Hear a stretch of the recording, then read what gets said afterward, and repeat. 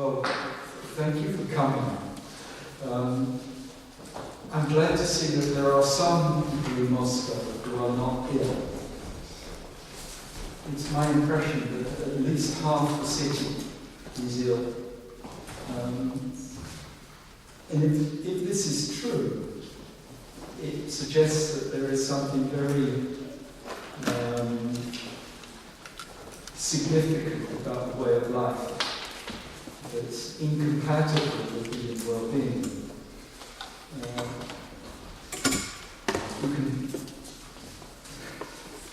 I just give you my reaction. I want to talk today about human nature. Now, on the face of it, there's no translation problem. But I want to suggest it's actually not so simple. Human nature, Roджера. But of course, you also have, and I understand more commonly, Roджера. And of course, the difference between Roджera and Roджera may be profound.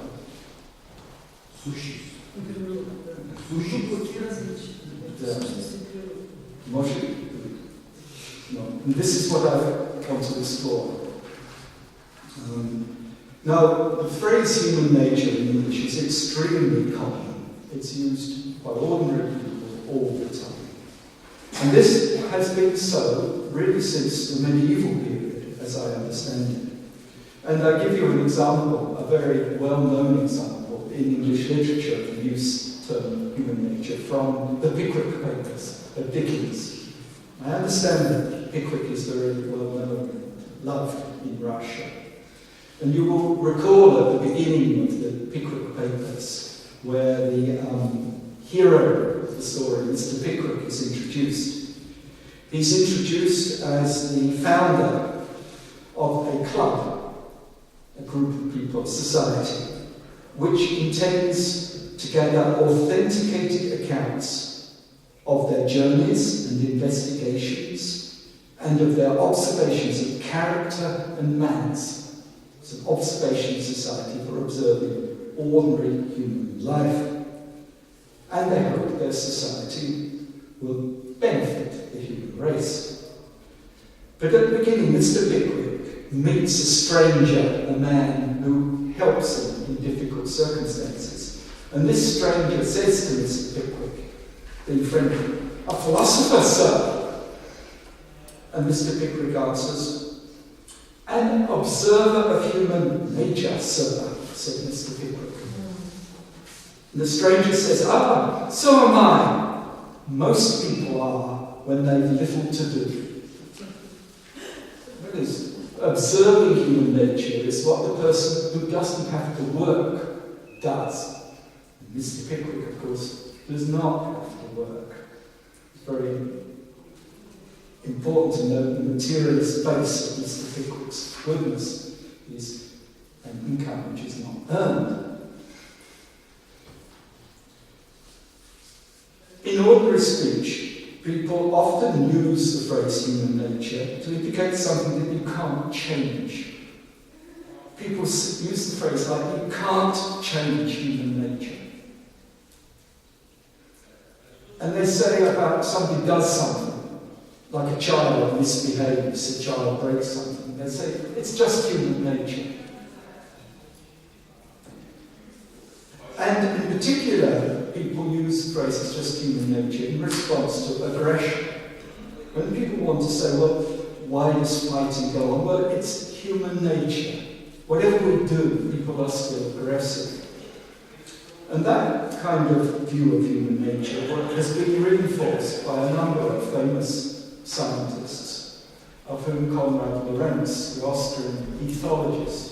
Ethologist is the person who studies animal behavior. Konrad Lorenz, in the 1960s, wrote a book called On Aggression.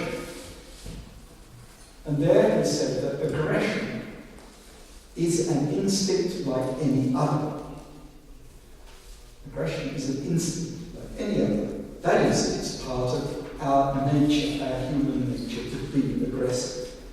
In Lawrence's view, aggression helps the survival of the individual and of the species in natural conditions, where the natural conditions are.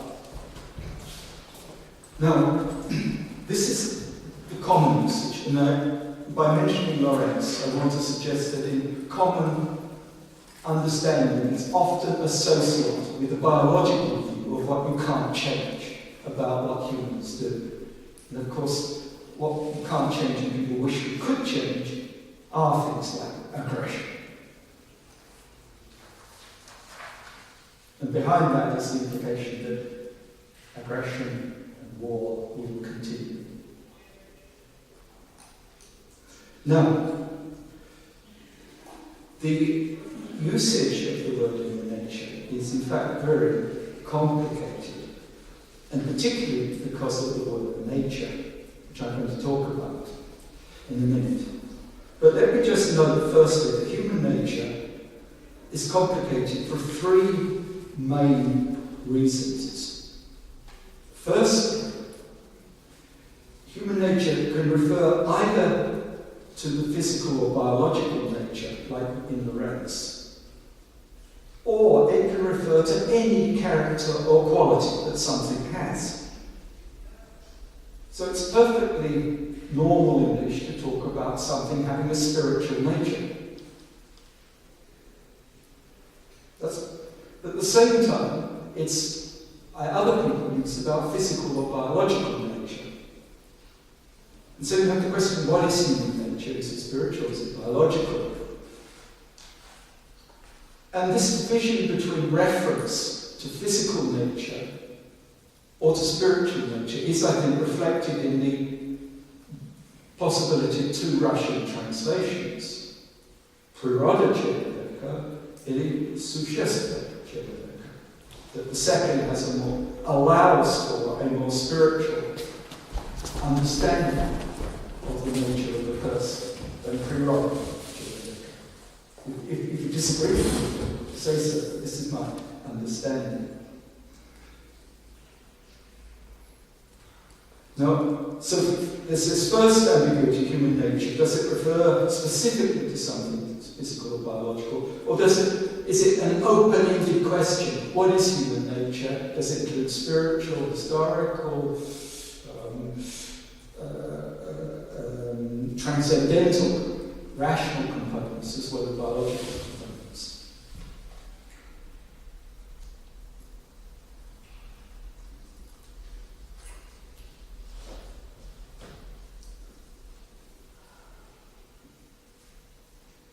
Because of this question, when I wrote my book, which in English is called Being Human, in Russian,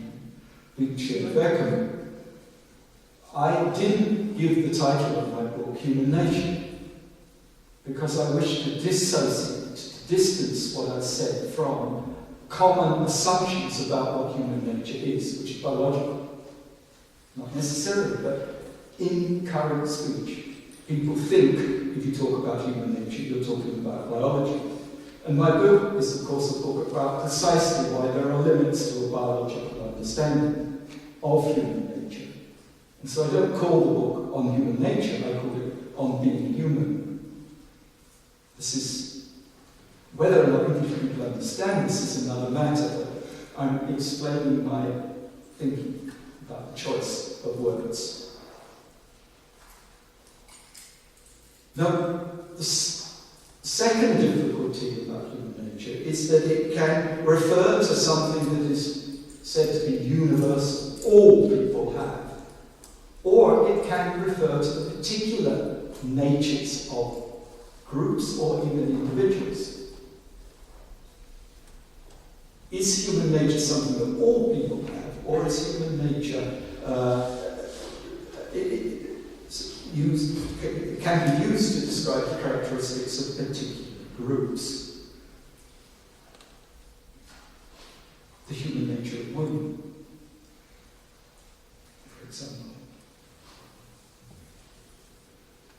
And you can raise questions in English about whether the peoples of the Amazon basin, which which of course have the same human nature as the Chinese. It makes sense to ask that question. How universal is human nature? And that raises the question about whether there is an essence to humanity, as would have been understood in the Aristotelian tradition of thought, or whether in fact there aren't any essences but only individual characters. As a matter of fact, most or all people share certain characters. They are aggressive, perhaps. But it's not because aggression is essential to being human. It just so happens that they share this character in common. So discussion of human nature raises the philosophical issue that has, of course, been debated for millennia, the so-called essentialist, nominalist dispute in philosophy.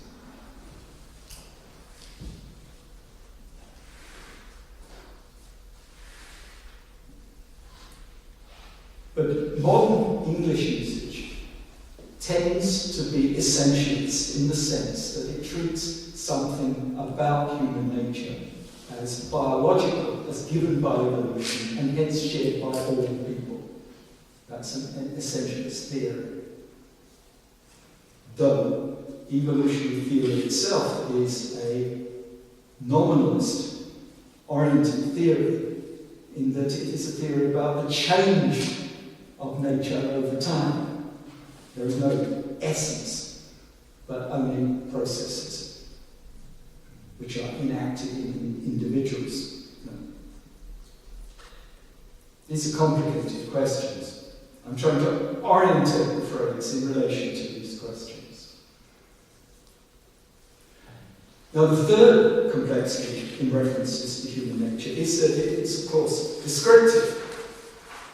Mr. Pickwick is an observer of human nature, and his club is designed to collect together the observations that they have seen about human nature. But at the same time as being descriptive, any reference to human nature is prescriptive. It's normative. And you can see this in the notions that human nature is associated with certain ideals of what it is to be human. And I would say, I would argue that all descriptions of human nature contain within them evaluative judgments. That is, a description such as Florence's, that aggression is an instinct, which he intends to be a descriptive statement, contains within it the idea that because aggression is natural, it's acceptable. It's coloured, the reference to aggression is coloured by assumptions about the goodness of what is natural. Now, this is a very complicated issue, but I note that what I just want to get across the point is that any reference to human nature is bound up with debates about what it is right to do. However, the descriptive claims are, they inevitably, in fact, find themselves in the middle of debates about how people should behave. Konrad Lorenz's book on aggression was intensely criticised by left-wing critics because they said he's taking the outcome, social arrangements and political structures, and claiming that they're part of nature. That is wrong.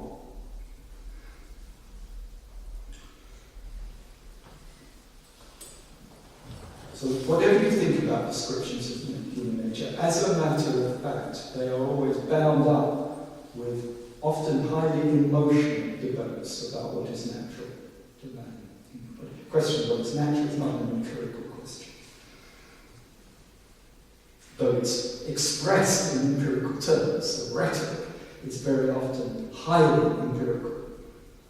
You know there have been debates about intelligence, for example, in the United States whether there are differences in average intelligence between different groups of people, and there's never any agreement. Even though people conduct enormously complicated statistical studies and bring the most sophisticated forms of psychological work.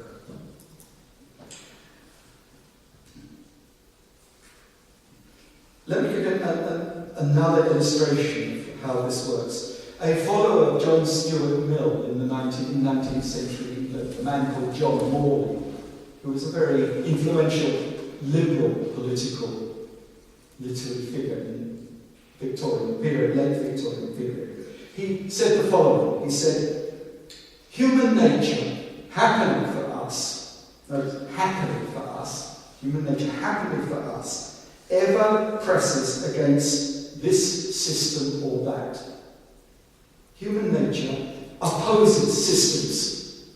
Whatever you do to individuals, they revolt against systems. Human nature will make individuals be individuals. So he claims, makes an empirical claim, people revolt against systems. And what he's stating is actually a liberal political position that places individuals first. Happily for us, individuals revolt against systems. Do they? It's not obvious they do. In many circumstances, individuals conform. It's in the nature to conform, other people will say. Which do you think? Individuals revolt or individuals conform? Well, they do both. So what is human nature? This is the point I'm trying to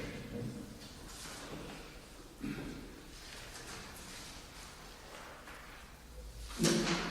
I move on to the second part, in which to take these arguments that we have to talk about the word nature. The word nature has been described one of the 2 or 3 most complex words in the English language. And the word is of great philosophical interest. And I'll give you 4 uses of the word nature, which you're familiar with. You know this, I think. The first usage is that nature is simply everything. It's everything that exists. It's the cosmos, is nature. It's everything.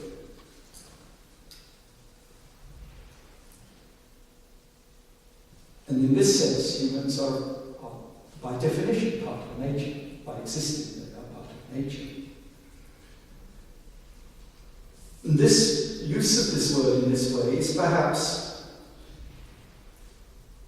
there is an example in the very well-known British journal called Nature. The journal Nature, with the simple title Nature, is the world's most cited science journal.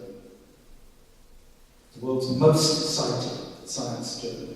It was founded in 1869, just after Darwin published his work. And it treats the world as its subject.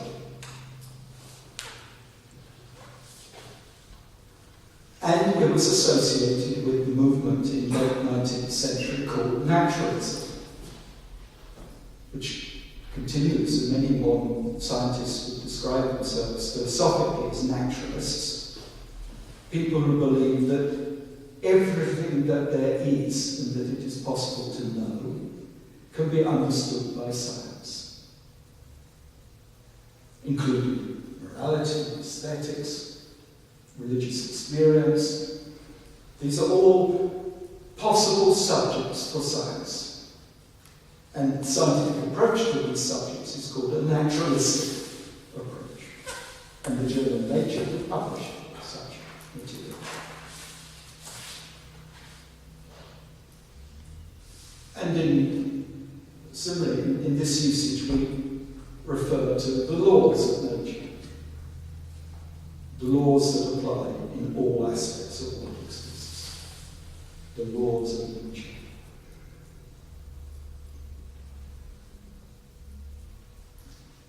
The second usage of the word nature is to describe the character or quality that something has. So you can talk about the nature of a metal. You can talk about the nature of the sound in this room. You can talk about the bodily or spiritual nature of man. You can talk about a woman's nature. That is, in this sense, the word nature is a reference to what qualities make the thing what it is. The quality of the sound, the quality of the woman, the quality of a metal. Note that used in this way, a reference to the nature of something may be a reference to a particular thing, an individual thing, or it may be a reference to a group, a collective item. I could refer to your nature specific, or I could refer to your nature as a woman. Both usages are correct.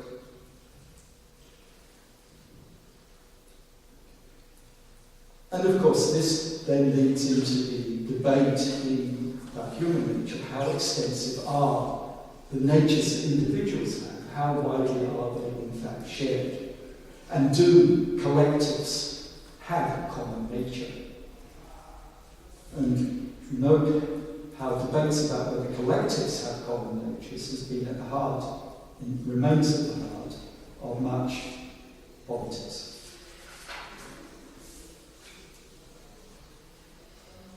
Are people characterized by qualities that particular groups, nations, races, genders have or not?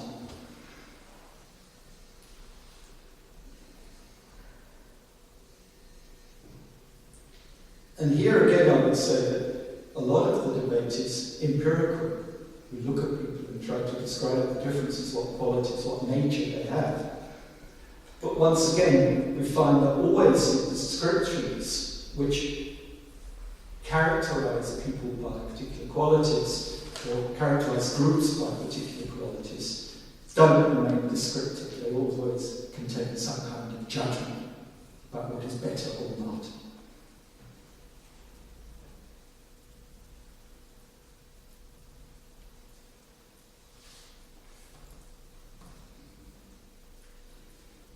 And we should note the major role of popular beliefs, ordinary people's assumptions, of stereotypes, and of prejudice in talking about the nature that individuals and groups have.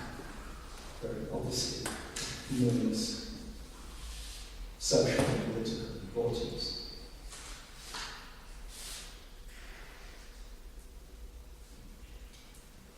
Then we come to the third and fourth usages of the word nature. And this is different because here nature is opposed to something else. Nature is understood by comparison to what it is not. And firstly, nature is understood as not God. And you can talk about a state of nature in contrast to a state of grace, a state that is a state of nature is a state where the human being is not informed by the goodness of God. The state of grace is where the human being is informed, is influenced by the goodness of God, a state of grace. It's central to the debates in Protestantism, particularly Calvinist theology, as to whether or not human beings, which among human beings are in a state of grace or not, which are held, redeemed by, saved by God, and who are not.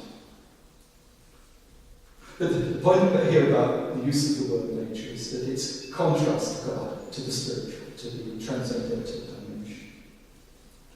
Similarly, you might contrast nature with reason.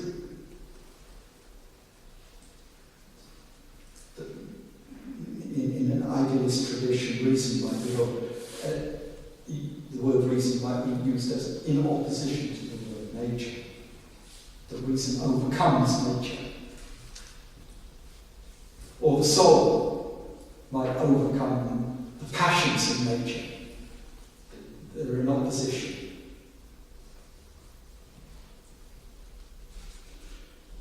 And you might see here a separation between the business of science, which is the study of nature, and the business of philosophy, which is the study of what is not nature, but which is the outcome of reasoning. Or theology, which is the outcome of reasoning about what is not nature.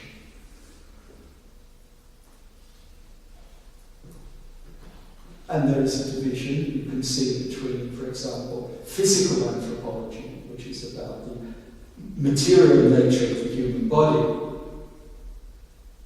and philosophical anthropology, which is about the nature of human reason, or the nature of the human spirit. One is about physical anthropology, about nature. The other is it's an anthropology of reason. Now, with this opposition, contrast between nature and God or reason or spirit, you can see the importance of Darwin and of the evolutionary theories. So what those theories suggest is that there is empirical reasons for collapsing the distinction, for ending the distinction between what is not nature and what is nature. Because human beings themselves are a product of nature, have evolved out of nature.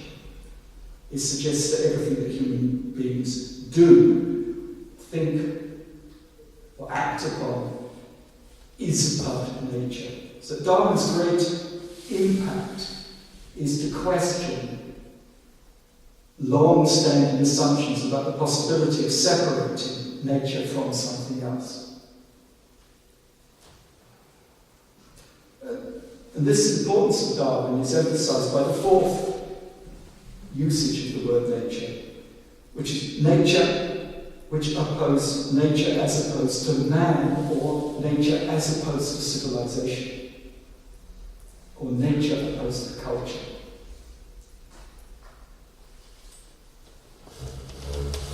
And this opposition between nature and civilization, nature and culture, which is an everyday opposition in the English language. People use this, play with this opposition all the time in the way they talk. It's related to the opposition between natural and unnatural, and opposition between nature and art, or being natural and being artificial.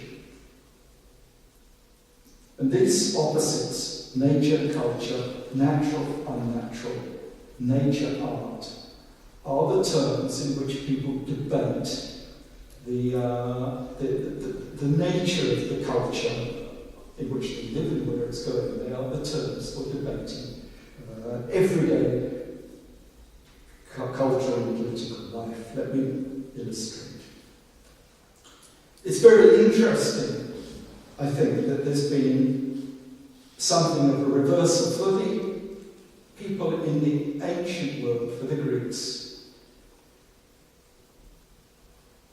They opposed nature and civilization, and civilization was the good which the Greeks themselves had achieved, that separated themselves from nature, separated themselves from natural barbarians. So civilization was an achievement, and it was measured by the distance from which it had left nature behind. Separation between civilization and nature. But in the modern world, we are so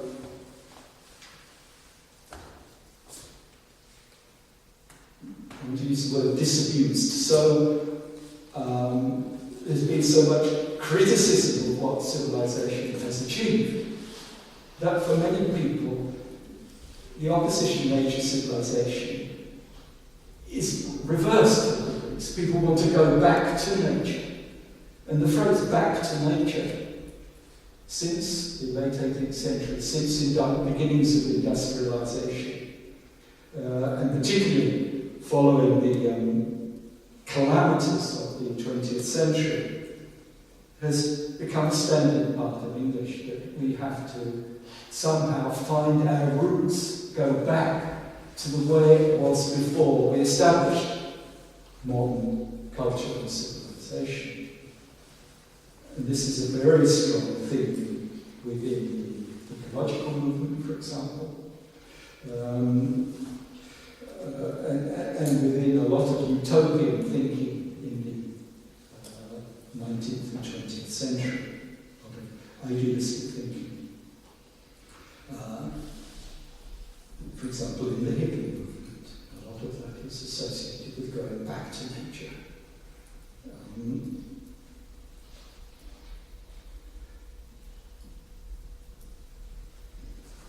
And you can see that debate about whether or not we should be natural or artificial is intensely important to many people. Debates about the family, the naturalness of heterosexual relationships, the possibility of having marriage between different kinds of couples, the language in which people argue for one side or the other of these political disputes is a language of whether something is natural or whether it's artificial. Whether it's natural and right or artificially wrong. The debate, the whole ideology of the Soviet period concerned with the new man, the creation of the new man, was a debate about the possibility of changing human nature. And for many Western critics of that enormous experiment in the possibilities of changing human nature, many Western critics took the easy route of saying that it cannot be done because it's against human nature. That human beings are naturally individualistic, naturally possessive, and will not work for the collective good, selflessly for the collective good.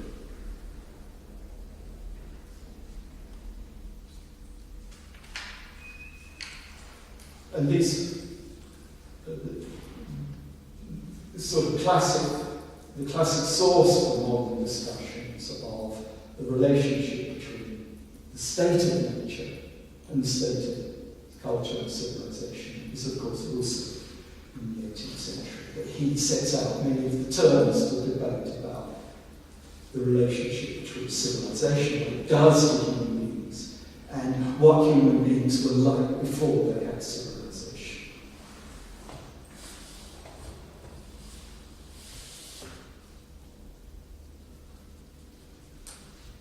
Now, I want to move on to the next section, and I want, in order to explain the use of the word nature in opposition to the spiritual, to God, or in opposition to civilization, I want to talk briefly, of course, about what we and historians now call the Enlightenment Prozveshenia.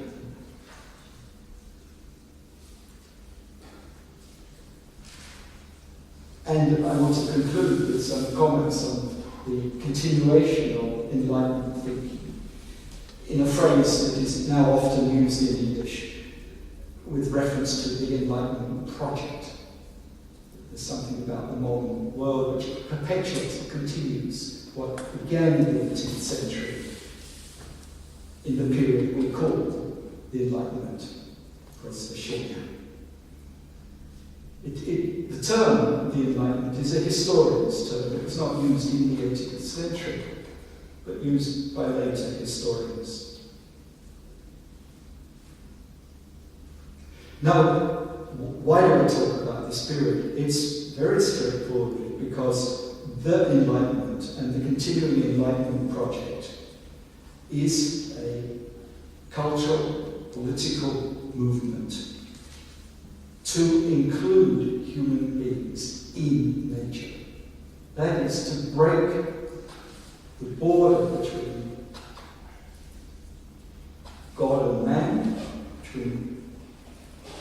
between nature and spirit, by bringing in man and his culture and civilization into the sphere of nature. You find this argument that what is enlightenment? It's the inclusion of man under the laws of nature. It's the leading theme of well-known studies of the Enlightenment. For example, Peter Gay's 2 large volumes on the Enlightenment from the late 1960s. This is a standard view of what the Enlightenment was. It's a standard, in the standard view, 2 figures, both English, give the Enlightenment its principles. The first is Newton. Newton is important because what he does is show that there are laws of nature and shows and describes what they are. That is, he shows that it is possible to have knowledge of laws of nature.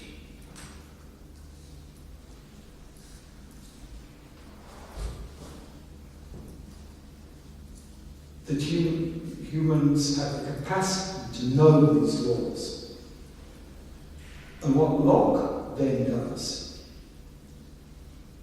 this is the Enlightenment view, what Locke then does is show how the way that Newton gained knowledge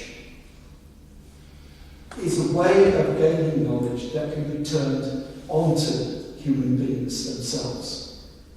Just as Newton gained knowledge of the physical world, if we adopt the same ways of thinking, we can gain knowledge of what it is to be a human being. And Locke shows how that can be done in his study of what we would call the mind, which I talked about last week. So that Newton demonstrates laws of nature, Locke shows that it's possible to include the human mind in the same kind of scientific research, the study of the laws of nature. And the search for those laws of nature, as applied to human beings, then becomes enlightenment.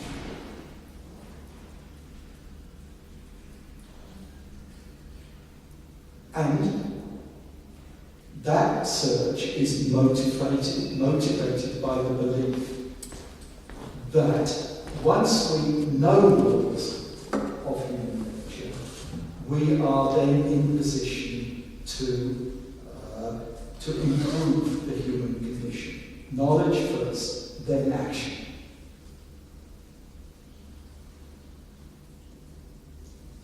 That is, in effect, the Enlightenment is a faith in the possibility of human technology.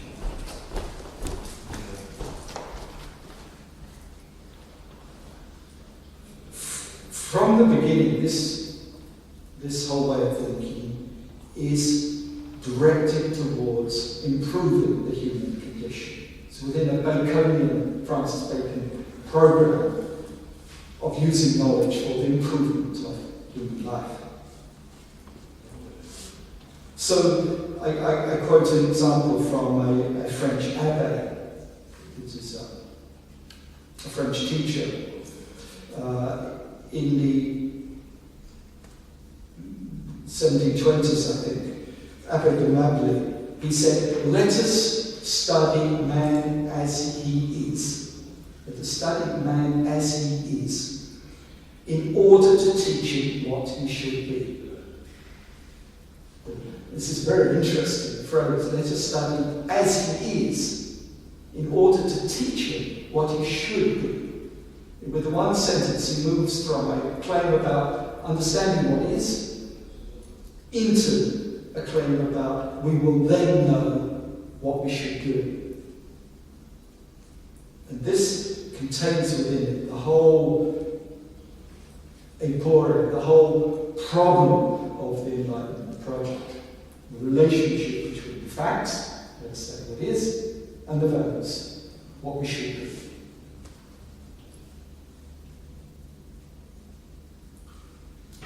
But you will be familiar with the imagery of the Enlightenment. Often, the 18th century nature is portrayed as a woman. And the process of enlightenment is the process of unveiling, taking off the clothes of the woman to reveal the truth of nature. That is, the truth of nature is portrayed as a woman being made naked by the eyes of science. This is the imagery of truth, the unveiling of the woman.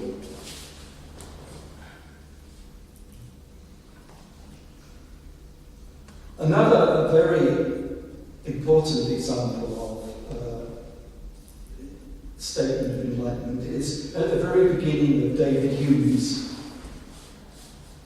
study, A Treatise of Human Nature, which surely some of you will be familiar with, but published in 1739 to 40, 2 volumes.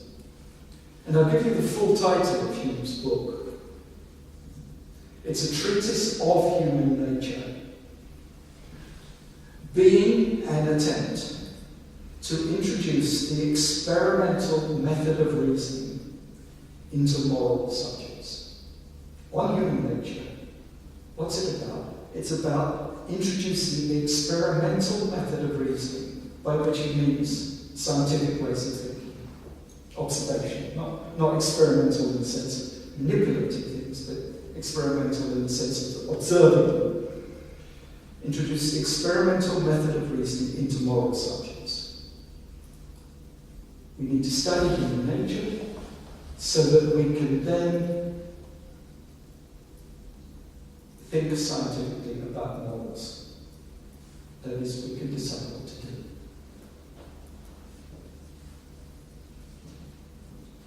So his book is not entitled A Study of Skepticism or the Foundations of Knowledge.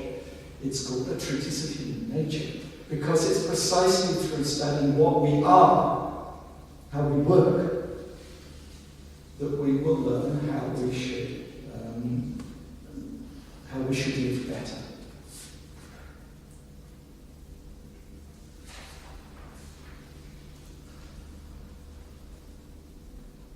You find that in Russia, you understand correctly, refer to the Enlightenments, the generation of the 1860s. Alexander Herzen, Chernyshevsky. These are the individuals who bring the Enlightenment project into Russia. What is the way forward for the improvement of the Russian nation? It's through studying what man is, the physiology of the body, medicine, the social sciences, history, and on this basis, formulating new political social policies. This is the spirit of enlightenment. And of course, that spirit of enlightenment was rejected by the political system, which maintained a theological commitment to the divine right of the Tsar. Now,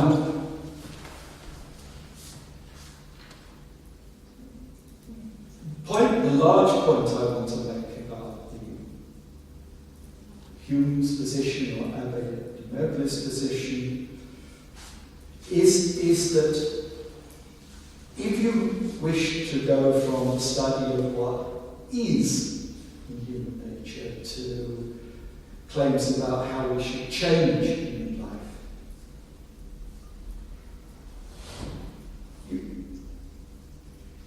you have to presume that there is some instruction in nature.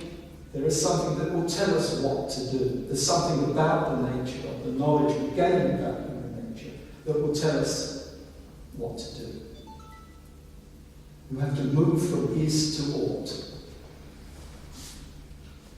And then very broadly, three major ways in which people attempt to do this, which are all characteristic of enlightenment and its consequences. The first major way is the Christian way, to emphasize that nature is God's creation, and hence nature is guided by some kind of providence, some kind of purpose. So the first way of moving from is to ought is to rely on Christian providence. And this is an example I mentioned before in Joseph Butlin's sermons on human nature, which date from the 1720s and were read by students at Oxford and Cambridge for the next 100 years.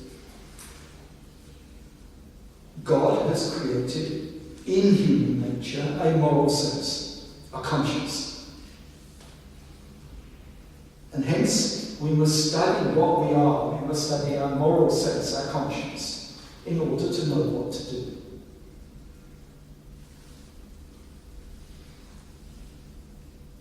That the empirical study of human nature, the observational study of human nature, will teach us that inside ourselves we have a moral conscience, which will guide us because it is God's creation. This is a very influential and important aspect of British culture, sense that there is indeed such guidance, at least to Englishmen. Other people may not have it, English do. Another writer influenced in this tradition is Adam Smith, the famous for his work on the wealth of nations. Let me read you a passage from Adam Smith, and he's talking about the crime of murder. How do we react to murder? Someone gets killed.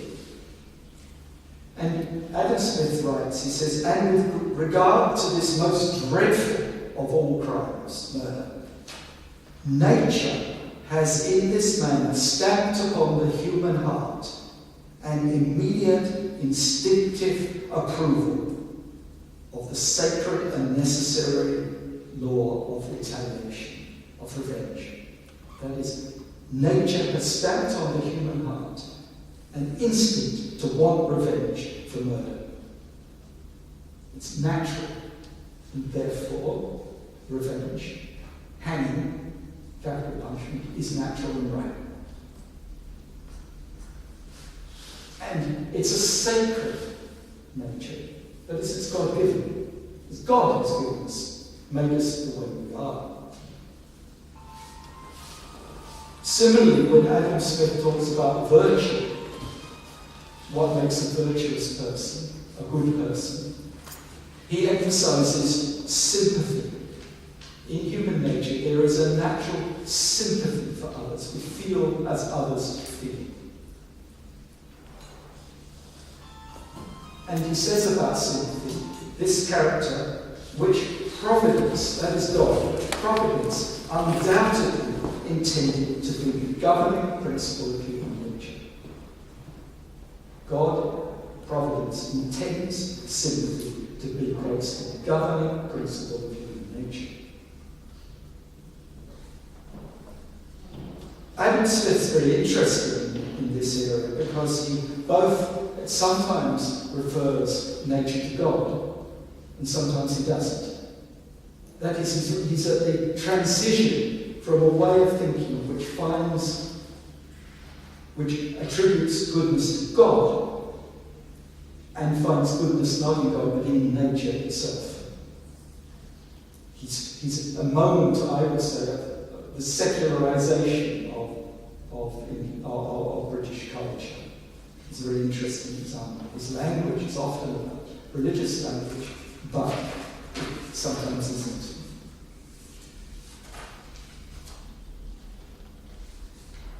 Very characteristic of Enlightenment thinking, in my view. So the first answer, how to move from east to west, is providence. The second answer is to find the answer in the human spirit, or in absolute spirit. That is, to find in the operating and the workings of reason itself the grounds for moving from east to west. And this way of thinking is associated with historical accounts of human development from primitive, barbaric conditions to civilization. It's a way of thinking that culminates with Hegel and with Marx, in which there is assumptions about there being a historical direction which works itself through human nature and results in stages of development of civilization, political systems, forms of organization of society. That is, there is progress. And this progress is built into the way in which human reason works, or the human spirit. And it has a very large literature in the late 18th century, particularly, perhaps the clearest case is the work of Herder, J.G. Herder, in the 1780s, 1790s, who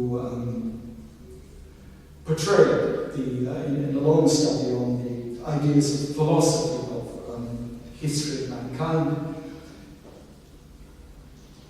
portrays the workings of the human spirit, producing civilization, culture, language, and his way of thinking is summarized in his phrase: we live in a world we ourselves create.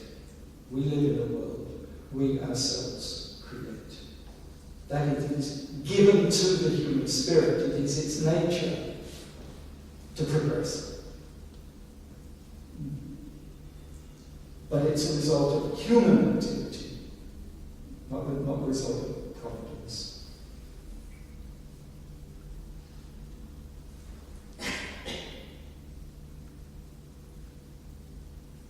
And that deep optimism, translated into material terms, underlines, as I understand it, the large Marxist project to create as it received fruition.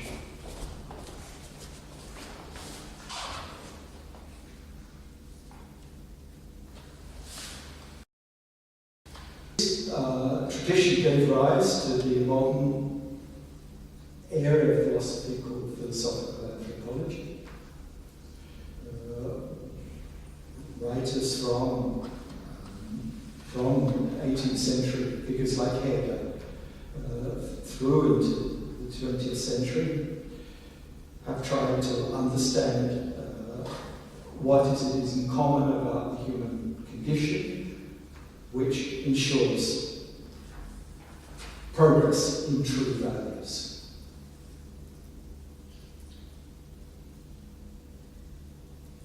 And there was reaction in many ways against this tradition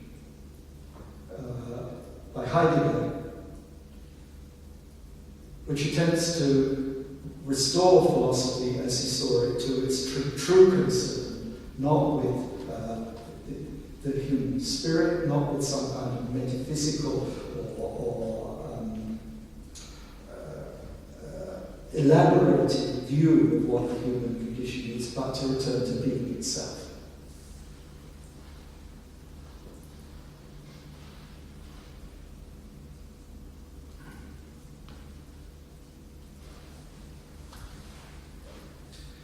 And it is such theories of the progressive nature of the human spirit which are opposed by modern biological theories of human nature.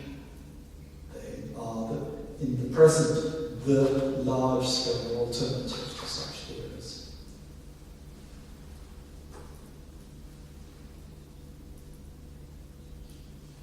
there is no human spirit, there is human nature given by the evolutionary process.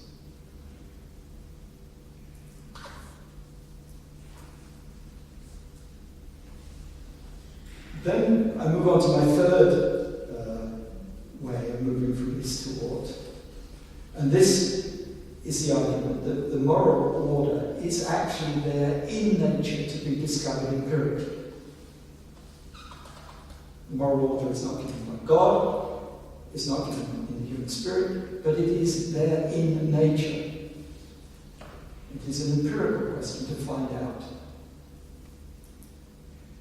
And this has very large consequences for the development of particularly English language culture. And you could see one example of this, I think, in John Locke. I want to return to this in the next lecture. John Locke argued, as many later writers were to argue, that when we look at human nature, we find that the basis for what we do, what drives us, what our motives are, is pleasure and pain. That is, in nature, in pleasure and in pain, we have the basis for what we do.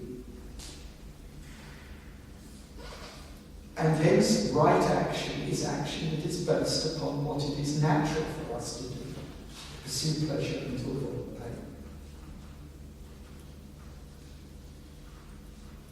And this translates a theory of normative judgment into a theory of discovery of what is natural for human beings to do.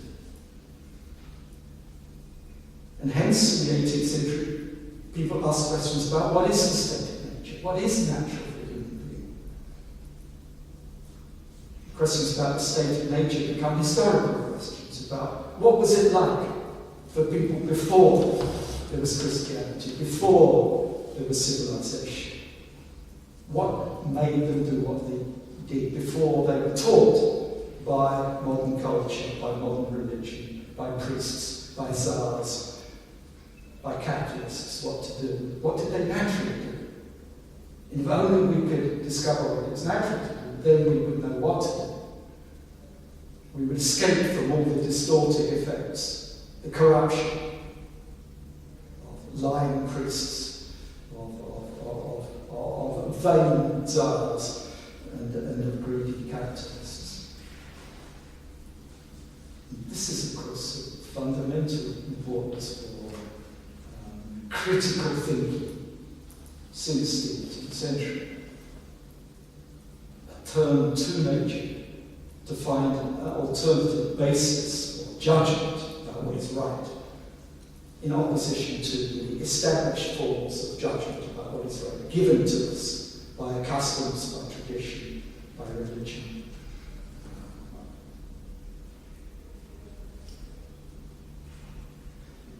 Now, note that this assumption, this way of thinking, presupposes that if we return to nature, we will find what is good. Like Mr. Pickwick, he observes human nature, and what he observes, he finds people doing nasty things, but basically what he finds is good people. And in fact, ideas of finding what is natural have been very influenced by ideas of Christian providence, that nature is in fact good, because our ideas of nature come in a tradition in which nature has been understood as created by divine providence. That's one. And you find that kind of argument, for example, in Kropotkin, very strongly, assumption that if only we will return to nature, we will find the basis for virtuous collective activity. In utopian anarchism, it's a very strong theme. The second kind of note I want to make is that once you start talking about what is natural, you start talking about a state of nature, you have the question, was there ever a state of nature? When did it exist? How can we know what the state of nature was? And in the 18th century, the state of nature is increasingly identified with what is primitive and what is early. That is, the state of nature becomes a historically identified condition. People turn to Homer for a picture of the state of nature. Or they turn to the American Indians, or particularly the South Sea Islanders, the people in Tahiti, for example. And this leads me in Hawaii now.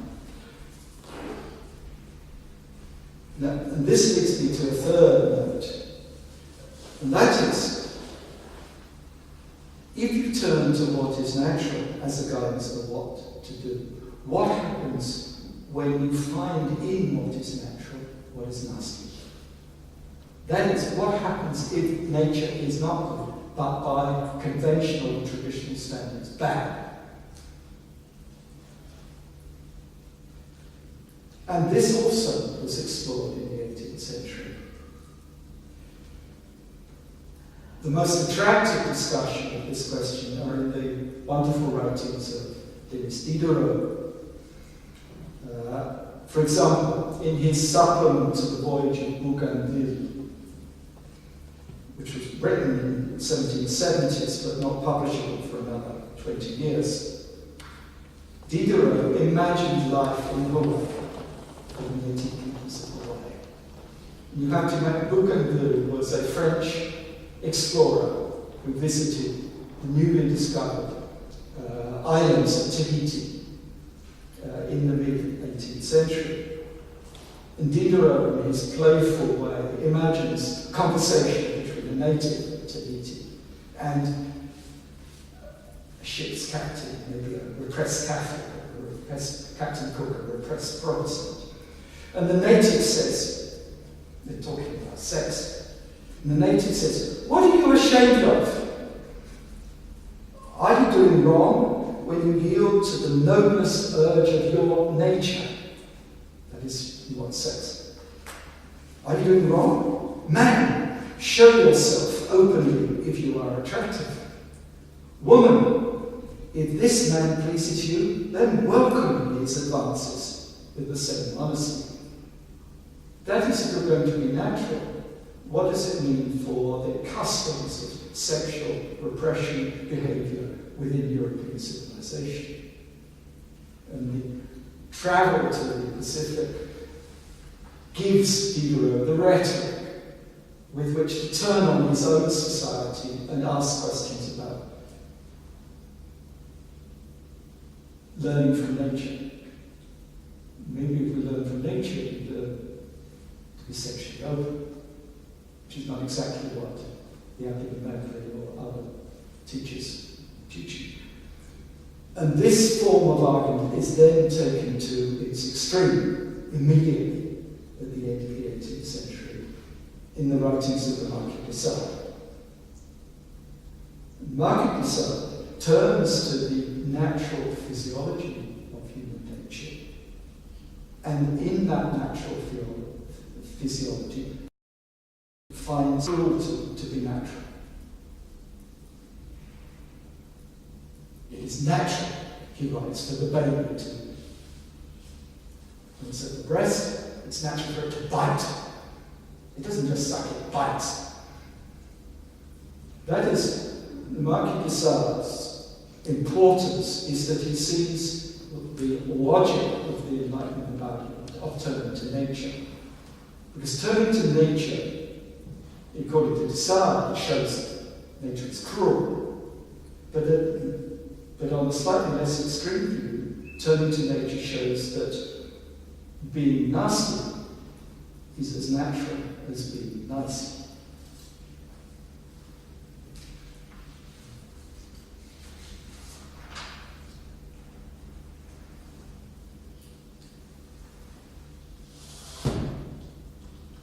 Now, I want to conclude very briefly by turning to the modern learners. It seems to be that modern scientific biology, biological theories of human nature based upon belief in, based upon knowledge of evolution, are continuous within Enlightenment thought. There's a large contemporary influence of evolutionary conceptions of human nature, and hence of the role of genetic determinants in the way that we lead our lives. And such approaches have been systematized by sociobiology, which is a word used by an American zoologist, an expert on ants, E.O. Wilson, in the 1970s. And he said, for example, the genes hold culture on a leash. Leash is what you put on a dog to stop it running. The genes hold culture on a leash. That is, our scope for action is limited by our evolutionary inheritance. So what is leash? Leash is a leash. What is it? What is it? Leash? What is it in Russian? French. Where our culture is held on a leash. It's a very vivid imagery. And this has been re-expressed in the 1990s by what is called evolutionary psychology. The argument that human nature is given by the evolutionary processes of adaptation of early humans in the Pleistocene, about 3-4 million years ago. Adaptation to conditions at that time has given a nature which we have inherited, which may no longer be adapted to the kind of civilized life that we have. But we can't change it because it comes. It's a given. But at the same, what I would like to emphasize is that at the same time as there is this emphasis upon what is given by the evolutionary past, in our modern contemporary society, there are new technologies which make it possible to completely rethink any notion of a given human nature. That is genetic engineering, pharmaceuticals, brain-altering chemicals, reproductive technologies are calling into question the idea that there is a shared human nature because it can be changed by new technology. What happens to human nature when it's changeable? So at one and the same time, we live in a culture which both emphasizes the unchangeability of human nature because of evolution and is developing the technologies to change it. Both are happening at the same time, it seems to me. And this is very disturbing. That is, I think, in times at which there is very great deal of difficulty in thinking coherently about human nature. Now, just as a game, I want to leave you at the end with an image, a picture to think about. And I take this from Thomas Henry Huxley, who was major defender of Darwin in the Victorian period, a biologist, Huxley. Gexler, I think he's. And in 1869, he was writing in the context of trying to popularize science, wanting people to study science so that it would help improve the way of life. And he pictures an angel playing chess with man. This is in fact an image taken from earlier pictures of Mephistopheles playing chess for the soul of man. And Huxley says the following, he says, it's an angel, and you have the human being, and they're playing chess. The chessboard, the board, is the world. The pieces are the phenomena of the universe. Pieces on the board are the phenomena of the universe. The rules of the game are what we call the laws of nature. And everyone who plays badly is checkmated. They lose. Without haste, but without remorse. That is, the angel plays to win, gently but firmly. And think about this as an imagery of our relationship with nature. It's full of problems, but I think it's a very vivid imagery. And if one can understand the problems of this image, an angel playing human beings is like our relationship to nature. I think it's a very interesting way to ask questions about human nature. Thank you.